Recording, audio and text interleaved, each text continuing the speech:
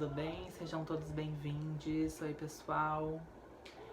Nós estamos agora no nosso penúltimo curso, quer dizer, no nosso penúltimo vídeo do curso, né? Nosso penúltimo encontro, na verdade. Estamos agora aqui na etapa 5, né? Na parte 5 desse curso. Vou fazer a apresentação. Pode ser que tenha pessoas novas chegando, que ainda não me conhece, não conhece aqui o projeto. Então eu acho importante fazer essa apresentação. E seguindo, vou passar algumas orientações, como eu sempre faço, comentando um pouco das bibliografias, dos referenciais. E seguindo, eu vou fazer um breve resuminho do que a gente viu no nosso último encontro, no nosso último vídeo do curso, que foi muito interessante. A gente falou muito sobre o Brasil, foi com bastante conteúdo, então é legal fazer essa análise hoje, bem mais rápida, mais breve, mais curta, pra gente poder lembrar de algumas coisas específicas, porque foi muito conteúdo mesmo no vídeo anterior. Mas vamos lá, meu nome é Jonathan James da Cruz, meu RU é 2816996 e eu sou estudante de licenciatura em Artes Visuais pelo Centro Universitário Internacional Uninter, aqui da cidade de Limeira, interior de São Paulo. Esses cursos que eu estou disponibilizando, que eu estou gravando, né, que nós estamos construindo juntos, a partir do meu estágio supervisionado, nesse caso aqui voltado para o ensino médio, que devido, né, à situação da pandemia que nós estamos vivendo, foi disponibilizado no meu portal das aulas de licenciatura a modalidade de extensão que eu optei para poder trazer aqui para realizar o meu estágio. Então, esse curso, né, Decodificando as Linguagens da Arte Contemporânea, ele tem como objetivo, né, trazer todo o contexto histórico da arte contemporânea, tanto no Brasil quanto internacionalmente, trazer os principais artistas, os principais movimentos e, claro, as principais obras aí, debater um pouco dessa polêmica do que é arte contemporânea, que ainda é um pouco confuso para as pessoas. Também tem como metodologia uma sequência de 6 vídeos com 1 hora de duração cada. Nós estamos já no nosso penúltimo vídeo do curso, nosso penúltimo encontro. O próximo vídeo será o último.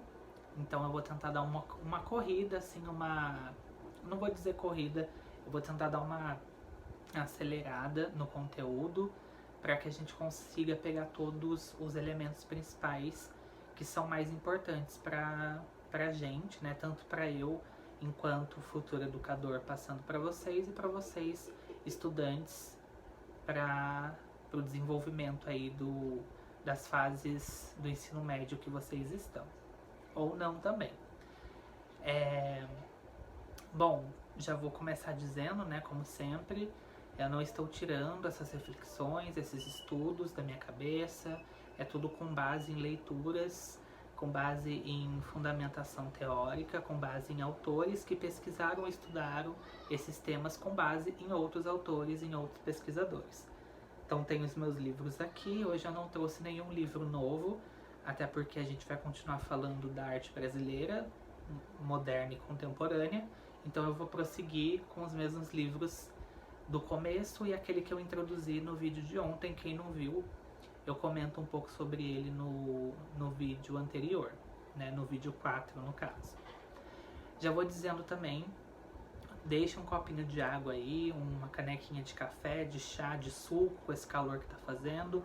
Eu já tenho meu de água aqui, porque eu gosto de ir tomando enquanto eu estou falando. Eu acho que é bom a gente fazer uma pausa às vezes, né?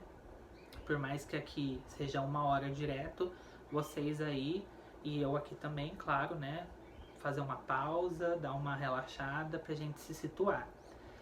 E também já indico de vocês deixarem um caderninho aí de anotações, alguma folha solta, ou mesmo um celular, um computador, para vocês irem fazendo algumas anotações, Claro, não precisa escrever detalhadamente tudo que eu tô falando, até porque eu não recomendo isso, mas é interessante às vezes eu tô passando por algum assunto e como são muitos, é legal deixar algumas anotações aí para vocês não se perderem no conteúdo.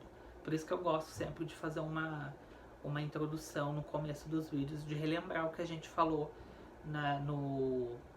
nos vídeos anteriores, nas outras pautas. Então deixa uma caneta, uma folha aí, às vezes é legal, a gente tem umas dúvidas também e conforme eu vou falando, pode ser que essa dúvida se perca, a gente esqueça, então deixa aí alguma folha, algum papel, um caderno antigo, porque pode ser que surja e aí é interessante escrever e depois perguntar ou comentar, né? E também propicia o diálogo aí nos comentários, que eu acho muito bacana e muito necessário também. Bom, sem mais delongas, vamos lá. Vamos relembrar aí, fazer uma introdução do que a gente viu na nossa aula 4. A gente entrou, falamos somente sobre arte brasileira. Claro que não o início da arte brasileira. Quando a gente pensa em início da arte brasileira, a gente pensa lá na arte rupestre, né? Na arte dos pré-históricos, assim como de todos os outros lugares do mundo. Mas não, aqui no caso a gente voltou apenas para o comecinho ali do que foi se tornando a arte moderna, que era a presença das academias de arte, aqui no Brasil, no caso no Rio de Janeiro, a Academia de Belas Artes, e o quanto ela divulgava e influenciava certas regras e métodos para os artistas seguirem suas pinturas, em seus desenhos e tudo mais, esculturas, enfim, suas produções artísticas. Bom, eles começaram a ter contato com outros artistas, principalmente na Europa, quando eles viajam para lá, por intercâmbio, por visitas, por patrocínio da própria Academia de Belas Artes, e eles acabam tendo contato com o que estava sendo o começo do modernismo lá na Europa, que começou com os impressionistas, depois os expressionistas, enfim. Eles voltam para cá e acabam traduzindo um pouco sutilmente essas mudanças. Logo depois disso a gente tem o surgimento aí da Anita Malfatti, era brasileira, foi estudar fora, foi estudar na Europa, e ela volta com uma visão completamente diferente do que é a arte, muito influenciada pelo que ela conviveu, pelo que ela viu das tendências que estavam realmente entrando em voga lá na Europa, e ela traz isso para o Brasil, faz uma exposição aqui, não é bem recebida, principalmente pela crítica do Monteiro Lobato, que detona essa nova arte, diz que isso não é arte, e ela trouxe realmente uma nova forma de pintar.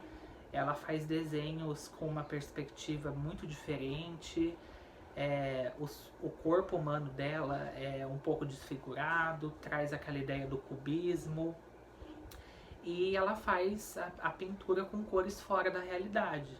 Então ela traz, né, a pele com pigmento amarelo, a senhora com os cabelos verdes, que naquela época foi um verdadeiro escândalo.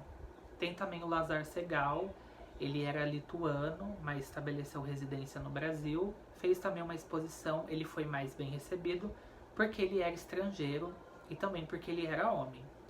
Isso também reflete na nossa problemática que a gente fez no encontro passado. Ele também traz essa influência do que ele viveu lá na Europa, principalmente com a grande devastão que foi a Segunda Guerra Mundial, e ele viveu isso de perto.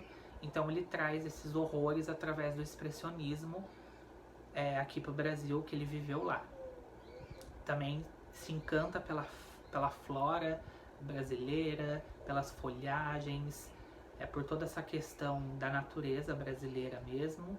Ele fica encantado e traduz isso no trabalho dele, principalmente quando a gente pensa naqueles quadros dele com folhagens bem tropicais, com coqueiros, né, com os matagais, enfim. Isso influenciou muito a pintura dele e ele influenciou muitos outros artistas também, com certeza.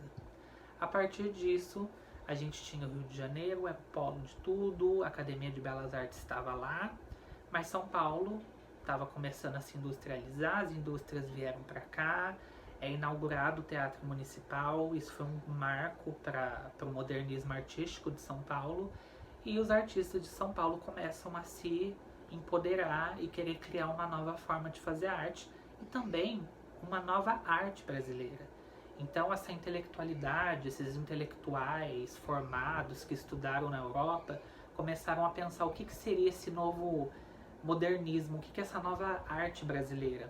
E eles começam a pensar em trazer essa questão da raiz mesmo brasileira, essa questão do que é realmente nacional, e começam a produzir a partir daí.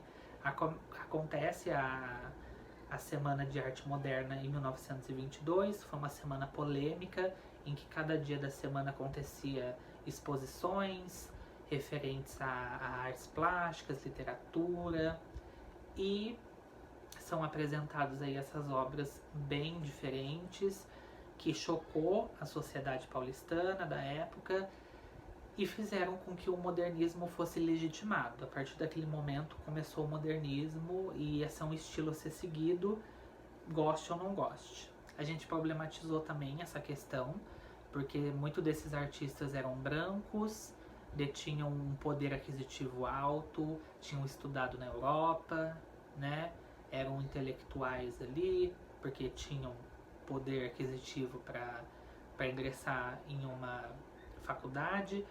E então a gente fez essa problemática, porque o olhar que eles tinham do que era o Brasil,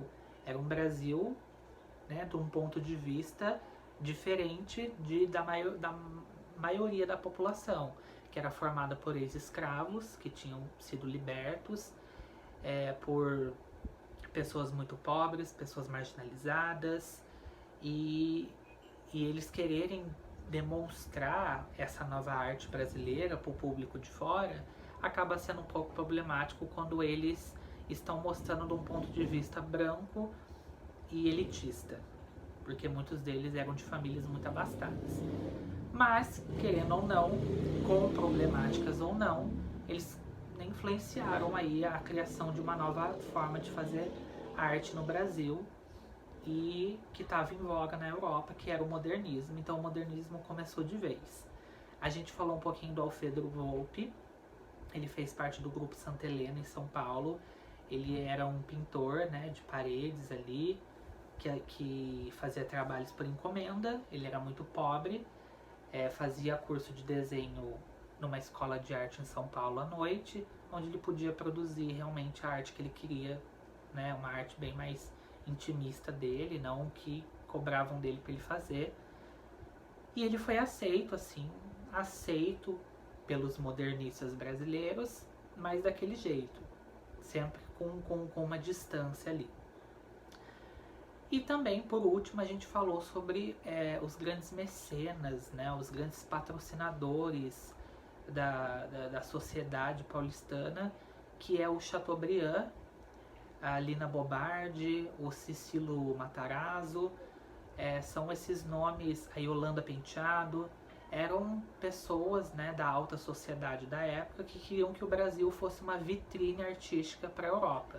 Eles queriam que o Brasil fosse um novo polo cultural, então eles se juntaram ali, né, os contatos que eles tinham, e conseguiram até o contato do Rockefeller, que era um empresário, um magnata americano muito famoso, que tinha acabado de patrocinar ali a criação do Museu de Arte Moderna de Nova York.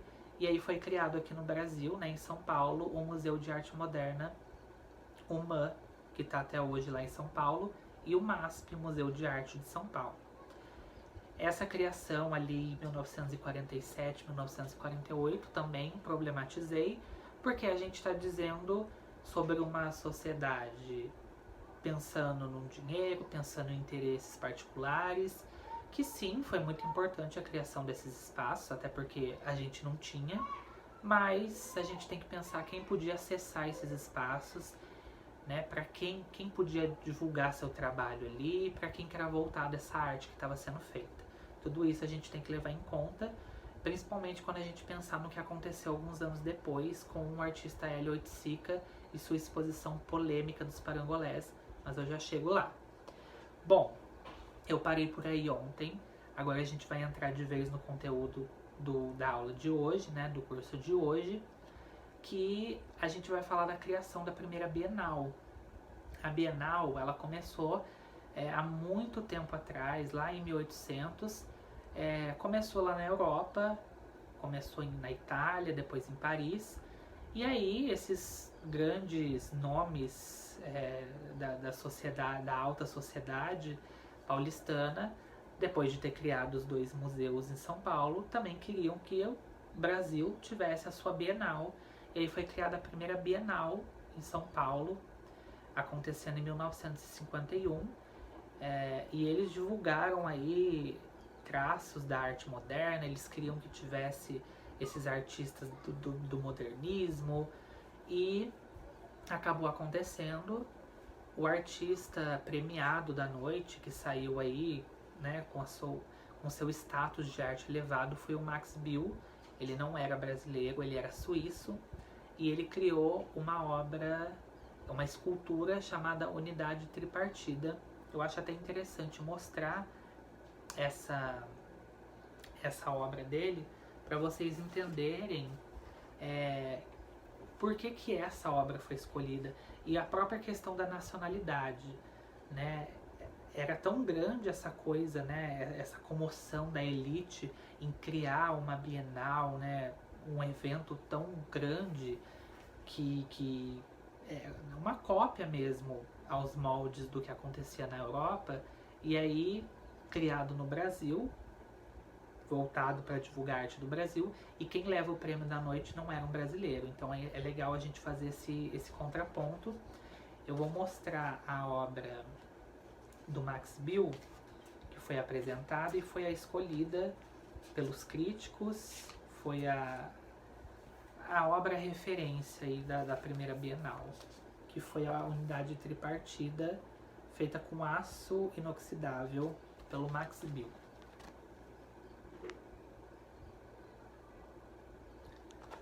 Bom, com isso, com esse artista ganhando esse prêmio, é claro que a Bienal teve a sua influência depois disso, né? A próprio acontecimento da Bienal reverberou depois num novo modo de pensar arte. E esse modo foi muito influenciado por essa peça, essa obra do Max Bill, que é uma obra concreta, né? É uma obra que sai um pouco dos moldes antigos, porque era isso que essa elite queria, que o Brasil fosse visto como um país moderno, um país que tem referências artísticas. E essa obra foi escolhida aí como a vencedora, e também como grande exemplo de como os artistas deveriam fazer e conduzir seus trabalhos. Depois disso não teve como. Esse concretismo começado ali pelo Max Bill foi muito influenciado, principalmente pelo Mário Pedrosa. Ele era um crítico que tinha se exilado do Brasil porque o Getúlio Vargas tinha implantado a sua ditadura, né, o Estado Novo, em 1937, e quando o Getúlio Vargas falece, o Mário Pedrosa, né, volta do seu exílio, e ele volta ali completamente apaixonado pelo concretismo que ele já tinha visto ali na Europa, e o concretismo é a nova arte. Mas o que é esse concretismo? São essas obras abstratas, né? Obras que perdem seu caráter figurativo e levam o público a tentar interpretar a partir de fragmentos, né? A partir de formas não convencionais. Realmente essa obra do Max Bill, ela sintetiza o que era o concretismo, além de que ele também é uma tendência voltada ali, aliada com a literatura. Muitos artistas que começaram a se envolver com esse movimento concreto, eles começaram a utilizar palavras mesmo, vocabulário linguístico, para produzir suas obras. A gente tem até um exemplo aqui de uma obra, né,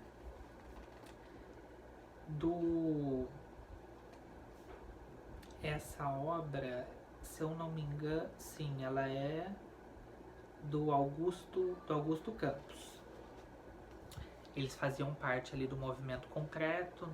O Décio Pignataro, Augusto Campos, Haroldo Campos, eles eram poetas, eles começaram a utilizar aí a arte junto com a poesia e criaram essa poesia visual, que agora, né, depois de um tempo, se tornou um elemento da arte contemporânea. Aqui nessa obra, muito engraçado, muito interessante, porque ela brinca com as palavras, ela pega uma palavra, desloca essa palavra do seu sentido e ela cria, a partir, né, da sequência repetitiva dessa palavra, ela cria uma outra, formando um novo contexto, né? Formando ali dois sentidos diferentes para que a gente pense de forma crítica. Vou mostrar esse exemplo aqui. Forma bem grande a palavra lixo, mas esse lixo é formado a partir da palavra luxo, né? Então eles pegam essa palavra luxo e vão repetindo ela, formando, né, as letras, que daí juntando tudo forma a palavra lixo, e brincam também com essa coisa do lixo e do luxo, né? Essa coisa da pobreza e da riqueza, e fazem essa brincadeira visual e também linguística, porque a gente precisa interpretar as palavras, mas também interpretar visualmente o que ela está significando ali. Isso foi algo muito importante para a gente pensar arte contemporânea. Quando a gente pensa hoje no picho, né, no grafite que a gente vê na rua, tem muito dessa coisa da poesia visual, né? Os lambes que a gente vê colado nos postes, nos portões, por aí, tem muito desse sentido de carregar a grafia e colocar ela com outro significado, deslocar a palavra do seu contexto original e ressignificar ela a partir de um outro. Isso faz parte da poesia visual e começou aqui com o concretismo. Então, esses artistas aí, né, formaram um grupo concreto em São Paulo e um grupo concreto no Rio de Janeiro. O grupo Ruptura foi o grupo de São Paulo, formado por esses artistas que eu falei, e no Rio de Janeiro foi formado o grupo Frente. Então a gente tinha dois grupos aí que estavam experimentando e produzindo a partir desse concretismo, que trazia essa ideia do abstrato, né? Essa coisa das linhas, mexer com linhas, formas, para formar novos sentidos, né? Sair um pouco daquela figuração. Com isso, a gente tem dois grandes artistas que foram um porta-chave para a gente pensar em arte contemporânea, que é o Hélio Oiticica e a Lígia Clark. Os dois eram do movimento concreto lá no Rio de Janeiro. Agora a gente vai voltar um pouquinho para o Rio para falar deles. Eles eram do movimento concreto lá no Rio de Janeiro, mas a forma, o tanto que eles queriam expressar com as artes deles, acabaram desviando do concreto e eles acabaram criando o movimento neoconcreto. E o que seria, né? Qual que é a diferença do neoconcreto por concreto? Enquanto que no concreto a gente tem, né, esse abstracionismo, ele tem uma percepção mais fria e mais racional das coisas. Enquanto que o neoconcreto traz o público para participar da obra, né? O neoconcreto mexe muito com o sentimento, é muito sentimental, é muito explícito, é muito emotivo e é muito intenso também. O concreto já é uma coisa mais racional, mais fria, né? Mais intelectual, mais formal também.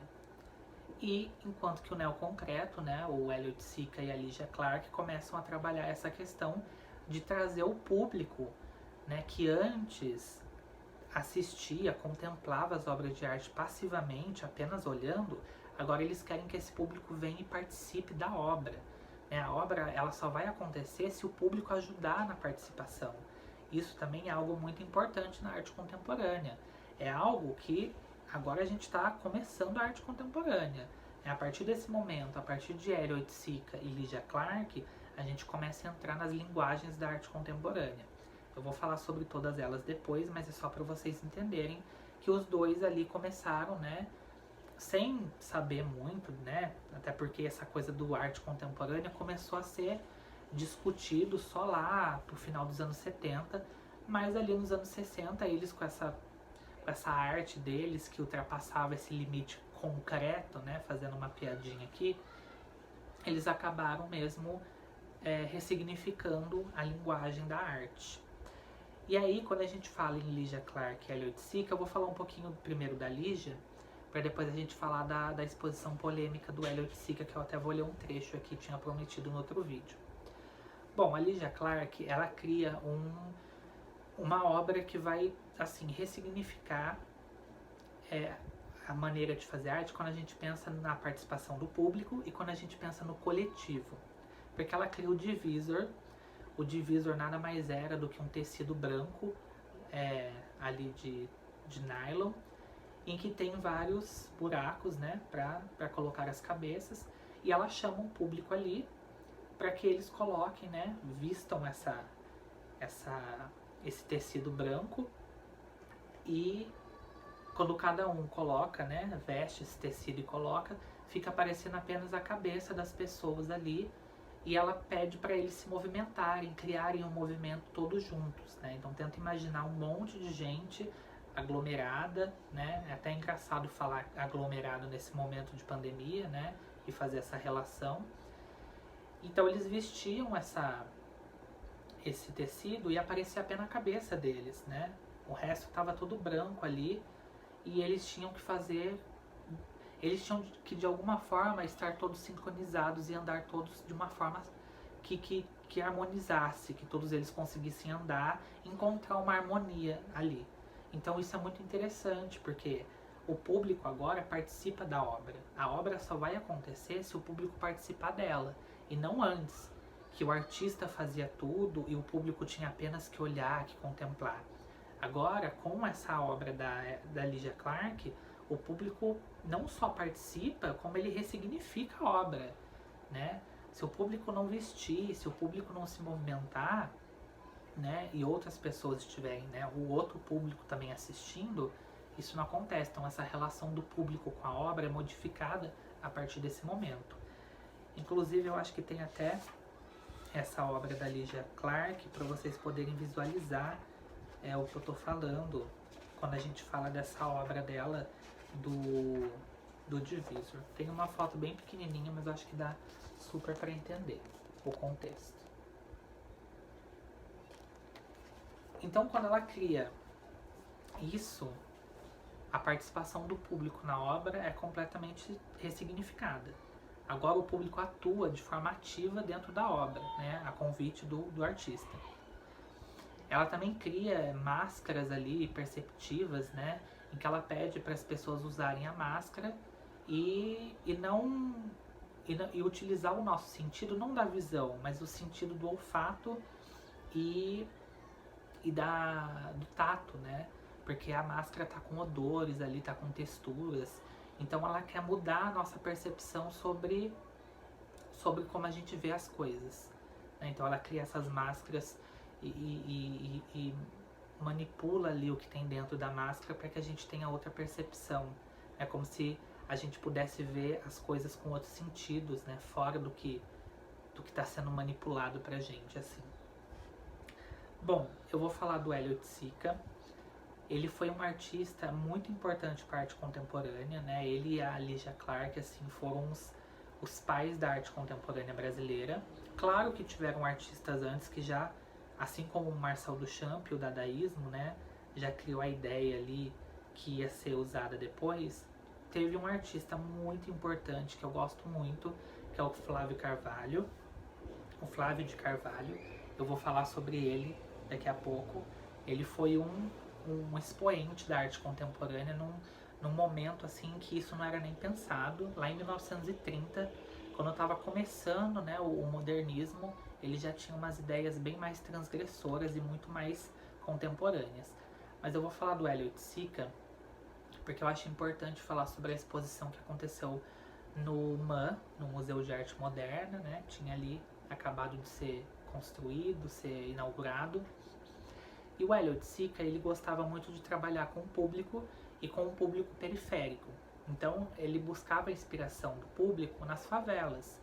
Ele entrava em contato com os moradores da favela, ele chamava esses moradores para participar e para produzir junto com ele. E ele cria os parangolés, que nada mais é do que capas sensoriais. Eram grandes tecidos coloridos que lembravam também os cobertores dos moradores de rua.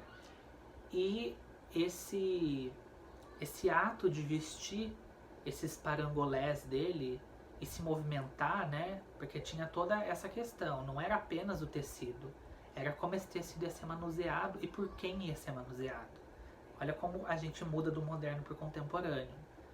O que importa agora não é a cor que ele usou na capa, não é o tamanho, é o que menos importa. O que importa é como essa capa vai ser usada e para que vai ser usada. A ideia importa mais do que o produto final. Uma clássica aí significado da arte contemporânea.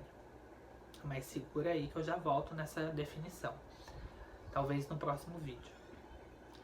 Então, vai acontecer uma exposição ali no MAN, chamada Exposição Opinião 65, porque ela ocorreu no ano de 1965, e a gente está falando de ditadura militar, né? Há um ano já tinha sido implementado o golpe militar, e o Brasil passava por essa fase sombria da ditadura, estava no seu comecinho, e o MAN ia fazer uma exposição com vários artistas contemporâneos, porque agora essa palavra contemporâneo estava começando a ser usada, bem nesse contexto de ditadura.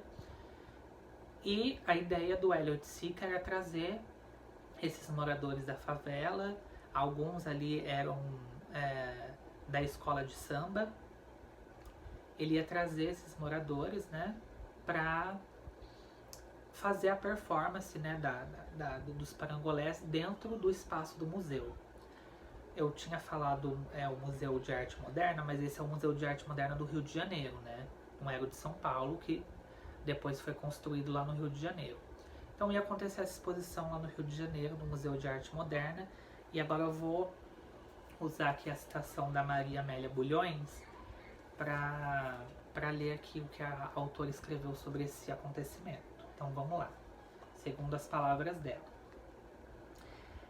A mostra Opinião 65, ocorrida no Museu de Arte Moderna do Rio de Janeiro, MAN, Rio de Janeiro, organizada pelos marchands Cérios Francos e Jean Bogsch, em 1965, foi um marco na introdução dessas novas tendências.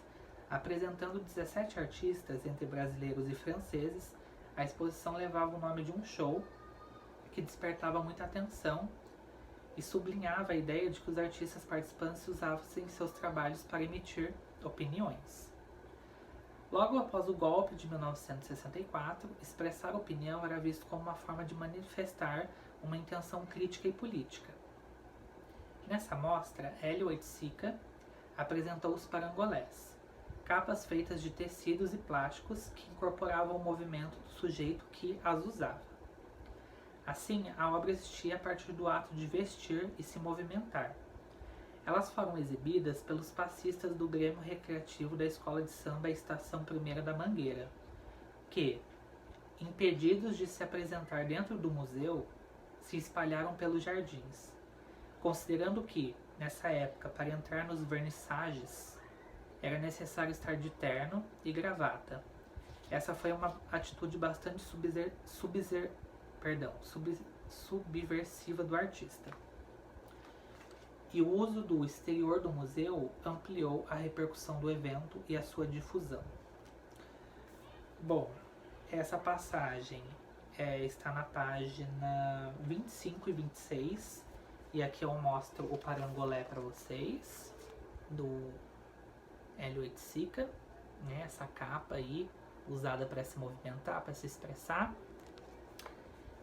E vamos debater sobre esse trecho da autora. Por que é muito importante a gente falar sobre o Hélio Oiticica e sobre o trabalho dele e também as pessoas que atuavam junto com ele na formação desse trabalho. A gente viu ali que ele tinha essa intenção de levar os passistas da escola de samba, os moradores de uma zona periférica da favela do Rio de Janeiro, para dentro de um museu, para dentro de um espaço museológico, institucional. E a gente está falando de uma exposição que estava acontecendo nesse museu para expor opiniões dos artistas referente ao clima político que estava acontecendo no Brasil, A gente sabe que era ditadura, então, né, tinha toda uma questão de crítica ali, a gente sabia que ia ter uns trabalhos um pouco polêmicos, né, porque muitos artistas estavam trabalhando como uma forma de usando a arte como uma forma de resistência. Quando esses moradores da favela que iam, né, utilizar os parangolés para se apresentar são impedidos de entrar, a gente tem ali muito bem estabelecida a opinião do museu sobre esses moradores, né? Então é dolorido, mas também é muito interessante a gente pensar sobre isso. A opinião de quem, então, né? Se a gente está falando de uma exposição que ia mostrar a opinião dos artistas, o Hélio Oiticica tinha sido convidado para expor lá, mas quando, né, a obra dele, porque a obra dele só ia acontecer com o movimento dos parangolés.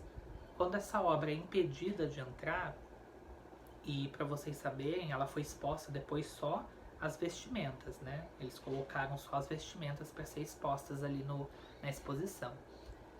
Então vocês conseguem perceber o quanto foi, o quanto esse ato de impedir os moradores da favela de entrar no museu, né? De exporem a obra do Hélio Oiticica, a opinião dele diz muito sobre a opinião do Brasil daquela época, de quem organizava eventos artísticos, exposições artísticas e de quem comandava instituições artísticas naquela época.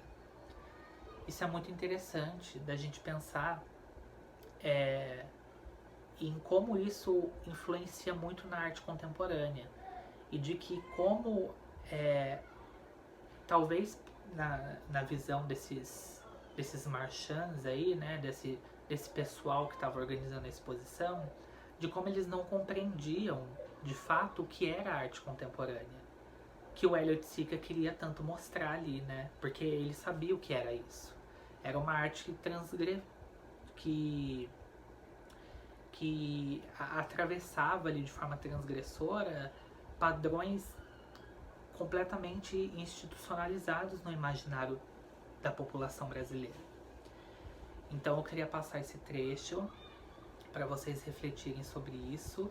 É uma passagem que me toca muito, eu gosto muito de levar ela comigo para a gente pensar que em 1965, vivendo não mais sobre a arte moderna, sobre a arte contemporânea, acontece um evento desse. Um evento em que o acontecimento da obra, o sentido da obra só ia acontecer com esses moradores, né, esses passistas da escola de samba performando no museu, sob a coordenação do Hélio Oiticica. E eles são impedidos de entrar por uma série de fatores, de questões que a gente sabe. Então isso é muito interessante de pensar. O quanto a obra não aconteceu e o quanto que a arte contemporânea ainda era vista nesse momento da história da arte aqui no Brasil. Bom, eu citei o Flávio de Carvalho e falei que ele foi um grande expoente da arte contemporânea, muito antes de surgir aí Lygia Clark e Hélio Oiticica. Por quê? Porque em 1930, então a gente está falando de um período que ainda, né, estávamos no modernismo, ele cria as suas experiências, que nada mais é do que ele se colocar com o seu corpo na rua de uma forma transgressora, de uma forma que vai contra os padrões e ver o que isso ia resultar. Por isso que ele chama de experiências. Então ele cria uma das primeiras em que ele aparece andando contrário a uma estava acontecendo ali uma passeata, né, religiosa de participantes ali, né, membros da religião católica.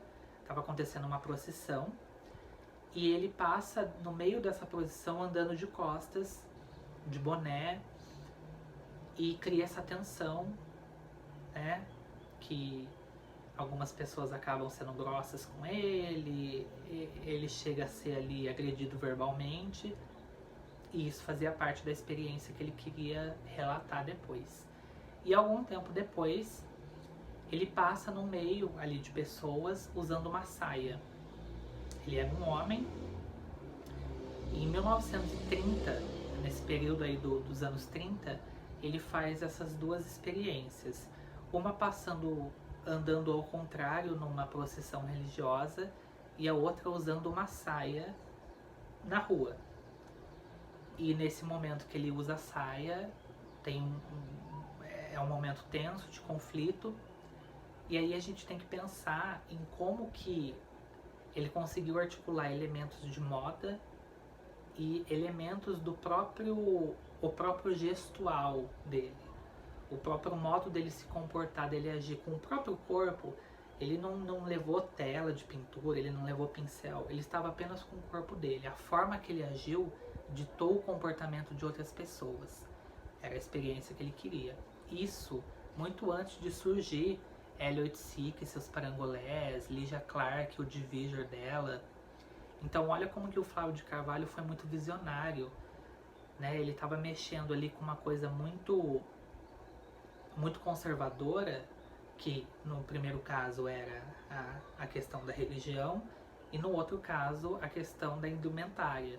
Em como que ele usar um acessório visto pela sociedade como pertencendo ao feminino, e ele sendo um homem, o quanto aquilo ia causar, e a gente sabe que até hoje ainda causa, só que ele fez isso numa época, né, ele fez em 1930, então a visão que ele tinha sobre a sociedade, ele sabia que ele ia receber opiniões, ele sabia que ele ia receber talvez xingamentos, e ele fez isso para mostrar o quanto a sociedade ainda era conservadora, ainda era retrógrada, com a mente fechada. Então assim, o Flávio de Carvalho para mim é um grande nome da arte brasileira, porque quando a gente pensa na saia, ele está usando um elemento da moda para fazer uma experiência artística, né? Então olha como que ele está usando coisas de outros meios, não só coisas consideradas para fazer arte, que era visto naquela época. Pincel, lápis, tela. Aqui ele apenas coloca uma saia, e isso vai ser vai causar uma reação. E a arte contemporânea é sobre isso, é sobre causar reações nas pessoas. E ele fez isso naquela época, e assim como o Duchamp, alguns aninhos antes, né, em 1917, manda um mictório ali para uma exposição. Bom, dito esses três nomes aí que eu queria muito comentar, a gente entra de vez na arte contemporânea brasileira. Depois de Elliot Sick e Lygia Clark, surgiram artistas incríveis. Eu acho interessante citar o Cildo Meirelles, porque ele cria ali na época da ditadura militar uma forma política de enganar, despistar a censura, utilizando e criticando não apenas o sistema de arte, mas o sistema comercial, né? E aí a gente lembra lá do pop art, do consumo, né? E ele faz isso com a Coca-Cola. Se vocês não conhecem esse trabalho dele, o Cildo Meirelles, ele comprava, né, as garrafas ali de vidro de Coca-Cola, e ele imprimia mensagens na garrafa, que você só ia conseguir ver a mensagem depois que a garrafa estivesse cheia, né? Porque ele imprimia essas mensagens bem escondidas na garrafa e voltava essa garrafa por circuito mercadológico. Então, quando a garrafa já estava cheia com líquido, né, com refrigerante, aí que ela ia ser mandada, que dava para ler o que ele colocava ali. Esse processo artístico dele, né, que demorou vários anos, ele estudou várias formas de fazer isso, é chamado de inscrições em circuitos ideológicos. Ele faz isso com as notas de dinheiro também da época, né, ele carimba ali mensagens, e numa dessas mensagens ele pergunta quem matou Herzog. O Herzog era um jornalista no período da ditadura militar, que foi executado pelos militares, né? Ele foi morto e causou uma grande comoção na época, mas a imprensa, a política cobria, né, dizia que era tudo mentira, e muita gente acreditava. Então o Cildo Meirelles fez essas mensagens aí perguntando quem matou Herzog, realmente para criticar o sistema político da ditadura militar, e ele também criticava o sistema mercadológico capitalista, porque ele utilizava de produtos que eram para fazer dinheiro, para, né, questionar sobre coisas ali importantes e reflexivas, e você tinha que estar muito atento, porque ele colocava aquilo no circuito. Então qualquer pessoa poderia ter acesso àquilo, né? Era uma forma de fazer arte muito, muito vanguardista, muito visionária também para a época, né? Ele cria uma forma de comunicação. Antes de surgir a internet, antes de surgir os meios de comunicação digitais, né? Como o que a gente está utilizando aqui, eu aqui, você aí assistindo, ele cria isso com produtos do mercado de massa. Ele cria formas de se comunicar com as pessoas através do que elas iriam comprar. Então isso é sensacional. Também merece destaque aqui o Cildo Meirelles. Eu vou comentar também da Letícia Parente, porque eu acho muito interessante a obra dela, e a gente também fala um pouquinho da videoarte. Em 1974, a Letícia Parente grava, ela faz uma gravação ali do momento em que ela costura na sola do pé dela as palavras Made in Brasil. Made in Brasil, traduzindo, né, do inglês, significa feito no Brasil. Quando a gente pega um produto, está escrito de onde ele vem. Então, olha que crítico, olha essa crítica da artista Letícia, né? Ela faz essa automutilação, e aí a gente fala da body art, né? Que é utilizar o corpo como tela. Ela utiliza o próprio pé dela, né? Um próprio membro do corpo dela. Ela faz essa inscrição, né? Ela se autocostura enquanto ela é filmada, e depois o final de tudo não vai ser um quadro, né? Não vai ser uma escultura, vai ser um vídeo que vai ser mostrado para as pessoas. Então aqui a gente está falando de body art, a gente está falando de video art, né? Olha esses novos nomes, essas novas linguagens que estão surgindo, né? Agora o artista utiliza o próprio corpo como tela para se auto-escrever, para se comunicar, e ele faz isso através de uma performance, né? De um momento ali, enquanto aquilo é gravado, e essa gravação vai ser o resultado final que vai ser mostrado para as pessoas. As pessoas não vão ver ao vivo, as pessoas vão ver a gravação do que ela já fez. Isso também foi revolucionário. E a própria crítica dela, porque quando ela coloca Made in Brasil no pé dela, ela está criticando essa influência cultural dos Estados Unidos, porque ela está perguntando, ela está colocando ali, eu sou feita no Brasil, escrevendo em inglês. Então isso é muito, muito marcante também. E a gente fala também de várias linguagens, que eu vou comentar mais detalhadamente no próximo vídeo, sobre uma forma de arte, sobre várias formas de arte que ela utilizou, criando, né, uma única obra ali, só que ela utilizou várias formas e linguagens de fazer essa obra. A gente poderia também falar da Anabella Geiser, ou Geiser. Ela cria ali, ela utiliza pão, né, um pão amassado, e ela desenha ela faz ali o formato da América do Sul, e ela tira o miolo do pão para deixar aquele espaço vazio, e faz essa analogia aí com a falta de alimento e o como a América do Sul é invisibilizada perante os outros países do mundo. Também entra nessa questão da hegemonia cultural dos Estados Unidos. E ela utiliza o pão. O material dela agora não é mais uma caneta, um pincel. Ela está utilizando o pão, né?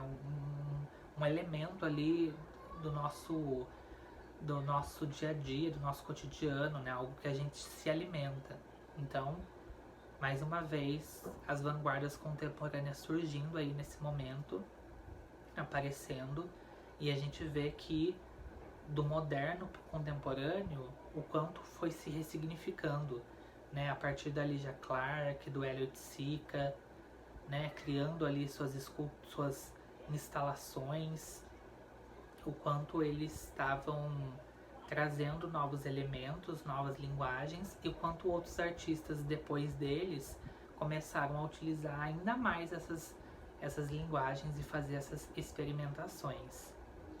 Bom, ainda sobre artistas contemporâneos brasileiros, principalmente quando a gente pega essa época aí, dos anos 70, anos 80, a gente pode pensar no Nelson Lehner. Ele foi um nome muito importante na arte contemporânea brasileira. Ele foi criador do grupo Rex. Era um grupo anti-arte, um grupo super anarquista, que queria divulgar ideias conceituais de arte, bem nesse momento que a arte conceitual estava em voga lá na Europa. Eu vou falar mais sobre ela no próximo vídeo. Então ele cria esse grupo Rex para divulgar esses ideais, né? Também criticarem o capitalismo, o sistema de arte, e ele faz uma exposição, né? Um último ato ali polêmico, porque eles tinham até uma galeria, né? Chamada Galeria Rex, e no dia que eles vão se encerrar, né? Que vai ser o último dia que essa galeria vai ficar funcionando, eles falam para as pessoas pegarem tudo que elas encontrarem, todos os trabalhos que tiverem na parede, elas podem pegar e levar embora, e as pessoas começam a pegar as coisas como se estivessem no supermercado, assim, porque ele estava distribuindo, né? Ele estava utilizando um espaço, quando a gente pensa na galeria, né? Um espaço em que as pessoas, muitas pessoas ricas com dinheiro, vão para comprar arte. Ele utilizou esse conceito da galeria para distribuir, né? Dar essa arte de graça, e, querendo ou não, isso por si só já era uma linguagem artística, né? Já foi um ato artístico ali. Bom, a gente pode também pensar nos Gêmeos, nos irmãos Pandolfo, que fazem aí seus trabalhos de grafite, já ficaram muito famosos, já fizeram o trabalho deles em outros países, e olha que engraçado, né? O MAN, né, o Museu de Arte Moderna de São Paulo, tem uma fachada ali na entrada do MAN que foi toda projetada por esses irmãos grafiteiros. E quando a gente pensa no MAN lá no comecinho dos anos 50, quando ele começou a surgir, né, fazer um contraponto ali também com o MAN, com o Museu de Arte Moderna lá do Rio de Janeiro, né, que impediu os moradores ali da favela, da escola de samba na obra do Elliot Sica de entrar. Agora, nos nossos tempos atuais, dois irmãos grafiteiros, né, que tem essa linguagem aí urbana, que era considerada marginal do grafite, eles fazem a fachada do Museu de Arte Moderna de São Paulo. O quanto que de 1960, 1950 para cá, o quanto mudou essa figura do artista marginal, né? Hoje em dia, o sistema de arte ele funciona, claro que com uma visão super capitalista, com uma visão super mercadológica, mas hoje em dia algumas linguagens e expressões que lá naquela época, quando a arte contemporânea estava começando, não iam ser bem aceitas, não iam ser bem faladas, hoje como elas já são pensadas de outra forma, né? Hoje em dia já é aceito por essas instituições de arte, essas tendências mais transgressoras. Então a gente pode pensar no grafite, a gente pode pensar no picho, a gente pode pensar nos lambes que são colados, né? Alguns que não tem nem o nome da pessoa, são pessoas anônimas. Tudo isso começou a gerar novas expressões, né? Só vou tomar uma água aqui.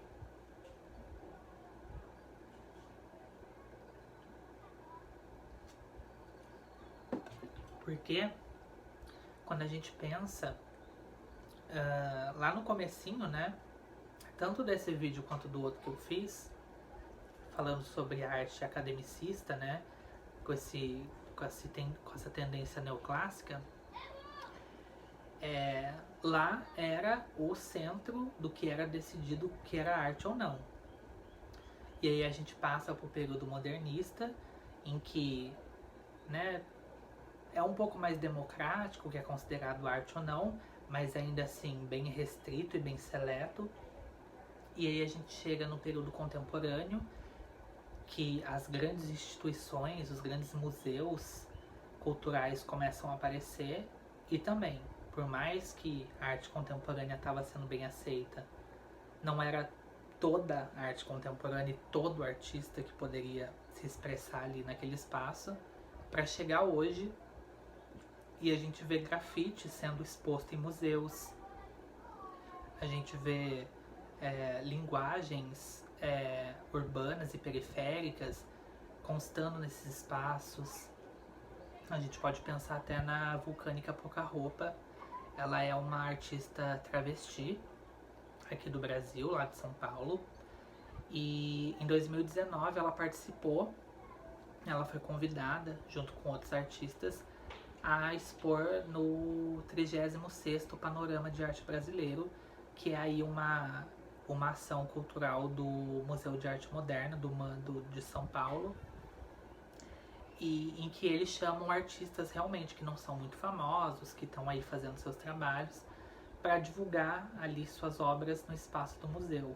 Então olha como que, né, olha que diferente, né? Olha como que foi mudando as formas em como foram sendo aceitas ao longo do tempo.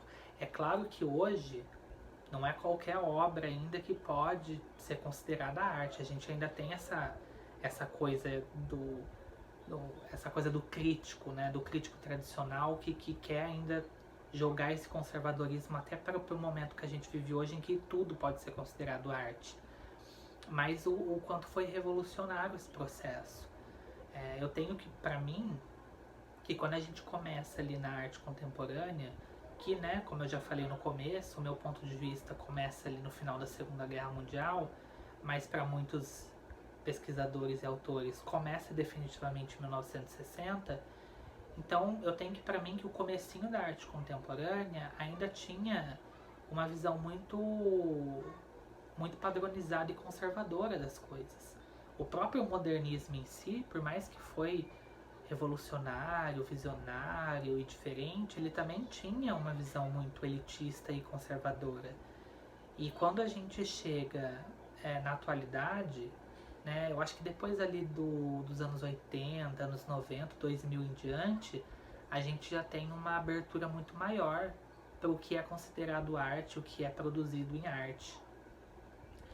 Bem com esses artistas que talvez no começo de suas carreiras não tinham um grande reconhecimento, mas eu acho que o sistema de arte conseguiu, não demorou muito para eles olharem para esses artistas uma segunda vez e classificar eles e colocar eles como artistas e trazer eles para o espaço do museu, o que é uma coisa muito boa. É claro que ainda tem muitos artistas por aí que não estão sendo reconhecidos, não estão em galerias, não estão em museus, mas eu acho que uma grande maioria sim.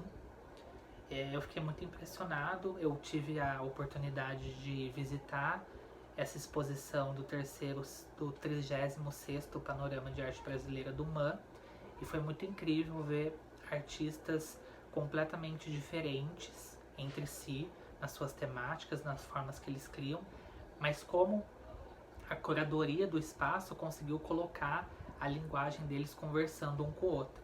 Mesmo que um tivesse utilizando arte sonora, né? Então tava ali apenas os rádios, os megafones e saindo sons, né? E algum outro era um vídeo e o outro era uma instalação. Por mais que a forma de trabalho, a técnica deles eram diferentes, todas as obras eles conversavam entre si e falavam sobre expressão, né? Essa expressão que é diferente, que é plural, que é polifônica e que vem de vários lugares, que vem da periferia, né? E que traz esses marcadores sociais muito bem delimitados para dentro de um espaço considerado super elitista e super conservador. Então foi muito legal eu destaco a exposição da Vulcânica Pouca Roupa, né, com o seu trabalho Bicha Travesti, em que ela trouxe vários estandartes ali, vários, como se fossem cartazes bem grandes, né, com várias frases ali em informações sobre a situação da população trans e negra do Brasil, fazendo esse alerta mesmo, mas utilizando cores bem fortes, utilizando a sua estética de trabalho. É legal para as pessoas que visitam esses espaços conhecer esses artistas, conhecer essas temáticas e abrir o seu olhar para uma coisa diferente. É claro que a gente tem a problemática de que não é todos os artistas que estão entrando nesse espaço e que também não é todo o público que frequenta esses lugares para conhecer esses artistas. Mas, né, isso é uma coisa que a gente tem que ir se reeducando e levando informações para as pessoas, como eu estou tentando fazer aqui, né? Mas acho que a gente consegue sim ter um futuro aí. Eu acho que a arte contemporânea, principalmente a partir dos anos 2000, ela tem aberto muitas possibilidades para que um público de arte esteja cada vez mais aberto para questões diferentes, para grupos que não são privilegiados na nossa sociedade, muito diferente lá do nosso passado próximo. Bom, é isso por hoje, né? Já estouramos nosso limite de tempo aqui. Eu acho que eu consegui falar tudo que eu queria de arte brasileira, consegui falar de artistas muito legais que eu queria trazer aqui, principalmente o Flávio de Carvalho, a Letícia Parente, que eu gosto muito, a Vulcânica Pouca Roupa. Bom, é isso. No próximo vídeo a gente vai falar um pouquinho de cada linguagem da arte contemporânea, o que é cada uma e como uma está relacionada com a outra, e que ao mesmo tempo a gente tem várias linguagens, a gente não tem nenhuma, porque a arte contemporânea faz isso. Ela também desfigura tudo que pode ser criado. Mas é isso. E também vou falar um pouquinho do meu projeto de conclusão de curso, né? Meu TCC, minha monografia, que tem tudo a ver com esse tema e com o que a gente falou hoje sobre os espaços culturais. Para a gente conversar um pouquinho de como que esses espaços estão sendo ameaçados e essa possibilidade das pessoas conhecerem artistas diferentes e artistas diferentes se exporem nesses lugares está sendo ameaçado aí no nosso período político que a gente está vivendo hoje.